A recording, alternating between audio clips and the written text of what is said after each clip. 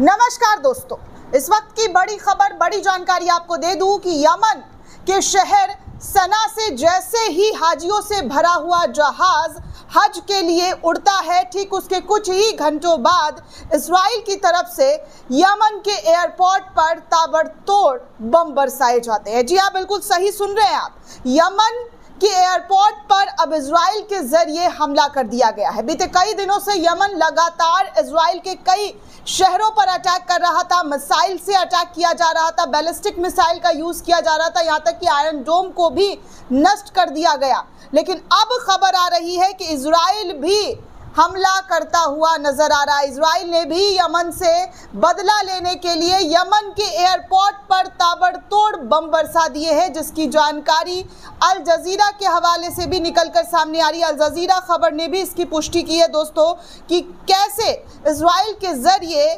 Yemen के शहर, Yemen के राजधानी सना पर ताबड़तोड़ तरीके से अटैक्स किए गए हैं, जहां पर जी हाँ, जहां पर यात्रियों से उड़ा हुआ जहाज जो है फिलहाल तो हज के लिए पहुंच गया है, लेकिन लैंड कहां करेगा इसके बारे में अभी कोई जानकारी नहीं है, क्योंकि यमन का शहर, यमन का जो राजधानी है वो पूरी तरीके से एयरपोर्ट ठप हो चुका है। आपको बता दें, अल जजीरा के हवाले से खबर आ रही है कि इजराइल ने यमन के सना हवाई अड्डे पर हमला किया है। हुतियों ने कहा है कि इससे गाजा का समर्थन जो है नहीं रुकेगा। जी हाँ, हुतियों ने साफ तौर पर चेतावनी दे दिया है कि आपने जो अटैक किया है उससे हम गाजा का समर्थन बिल्कुल भी नहीं छोड़ेंगे। आपने जो अटैक किया है उसका जवाब तो हम देंगे ही, लेकिन गाजा का साथ किसी भी कीमत पर यमन नहीं छोड़ेगा। इसका ऐलान साफ तौर पर जी हाँ हुती विद्रोहियों के जरिए कर दिया गया। आगे दोस्तों इस आर्टिकल में यह भी बताया गया है अल जजीरा की रिपोर्ट में कि इजराइल ने कहा है कि उसने यमन की राजधानी सना में मुख्य हवाई अड्डे पर हमला किया है। यह हमला यमन के हुती विद्रोहियों द्वारा इजराइल की ओर 2 मिसाइल दागने के एक दिन बाद किया गया है। जिस तरीके से यमन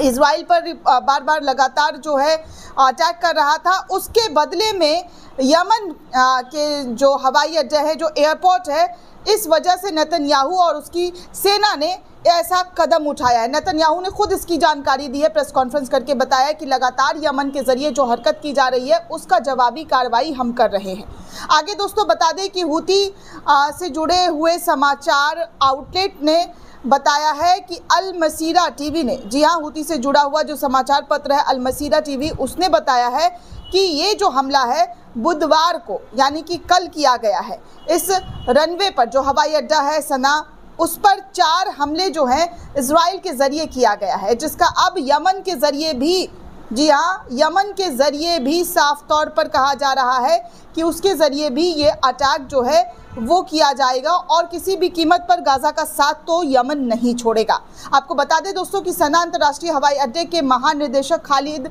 अल शैफ ने सोशल मीडिया एक्स पर लिखा है कि इस हमले से यमनिया एयरवेज द्वारा हवाई अड्डे से संचालित किए जा रहे अंतिम नागरिक विमान भी पूरी तरीके से नष्ट कर दिए गए हैं। तो इस तरीके की जानकारी भी जो है वो निकलकर सामने आ रही है। अकॉर्डिंग टू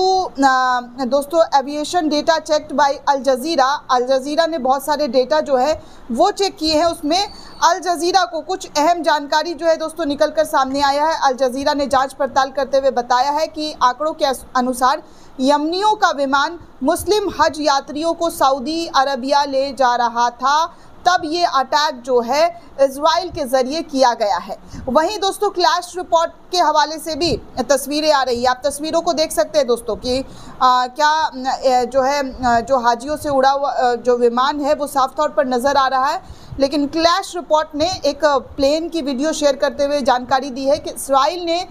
सना हवाई अड्डे पर उस समय हमला किया जब यमन में संयुक्त राष्ट्र के शीर्ष मानवीय अधिकारी जो है उड़ने के लिए प्रस्थान करने का इंतजार कर रहे थे और सैकड़ों लोग एक साथ नागरिक एयरबस 320 ज़मीन पर था, तब इस तरीके की हिमाकत जो है इजराइल के जरिए किया गया है। संयुक्त राष्ट्र के अधिकारियों ने बताया है कि यमनिया एयरलाइंस के विमान के उतरने के बाद टैक्सी चलाने के दौरान नियंत्रण टावर को निशाना जो है इजराइल के जरिए बनाया गया। WHO के महानिदेशक ट्रेड्स एडनॉम और जूलियन हॉर्न्स हमलों के दौरान हवाई अड्डे पर की प्रतीक्षा कर रहे थे। जो कई बड़े अधिकारी थे वो यमन के ही हवाई अड्डे पर उस वक्त मौजूद थे जब इजराइल के ज़रिए ये अटैक किया गया है। तो मतलब ये अटैक जो है दोस्तों इजराइल का सोच समझकर किया गया है, जिसको लेकर अब इजराइल की तरफ से कोई सख्त और ठोस कदम उठाने की बात कह दी गई है। यमन के लड़ाकों ने साफ तौर पर संदेश इजराइल को भिजवा दिया है कि वो किसी भी कीमत पर कहीं पर भी कोई भी समझौता नहीं करेंगे। आपको बता दें दोस्तों कि एक बादशाह नाम के एक यूज़र हैं जिन्होंने कई सारी तस्वीरें शेयर करते हुए बताए है कि यमन के सना अंतर्राष्ट्रीय हवाई अड्डे में मैंने जो वीडियो पहले शेयर किया था वो AI द्वारा बनाया गया था, लेकिन जो नीचे मैं वीडियो शेयर कर रहा हूँ वो सत्यापित वीडियो है। यानी कि इस यूज़र के ज़रिए जो वीडियो पहले शेयर किया गया था वो AI से जुड़ा हुआ था, लेकिन अब जो उन्होंने शेयर किया है वो ओरिजिनल वीडियो है, जिसको लेकर उन्होंने जानकारी दी है कि किस तरीके से यमन के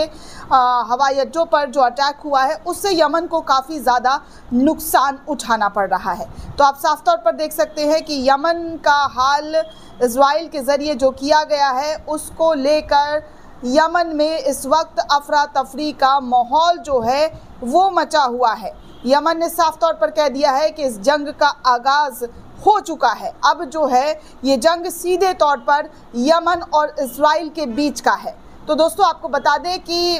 एक और यूज़र हैं आजम नाम के यूज़र हैं, उन्होंने भी ये खबर शेयर की और लिखा कि इजराइल ने यमन के सना हवाई अड्डे के रनवे पर हवाई हमले किए हैं और एक यात्री विमान को नष्ट कर दिया गया जिसमें हज यात्री सहित यमन के नागरिक सवार थे, और फिर भी कानून कहता है कि यमन लोग आतंकवादी हैं। इस तरीके की बातें आजम के ज़रिए उठाई गई और कहा जा रहा है कि देखिए यमन के लोगों को आतंकवादियों का टैग दिया जाता है, लेकिन इजराइल जिस तरीके की हरकत कर रहा है वो साफ तौर पर कैद हुआ है कि कैसे आम नागरिकों को निशाना बनाने की पूरी कोशिश की गई है, जिसमें साफ तौर पर दिख रहा है कि यमन के हवाई अड्डे का क्या हश्र किया गया है, जहां पर आम लोगों का जनजीवन जो है वो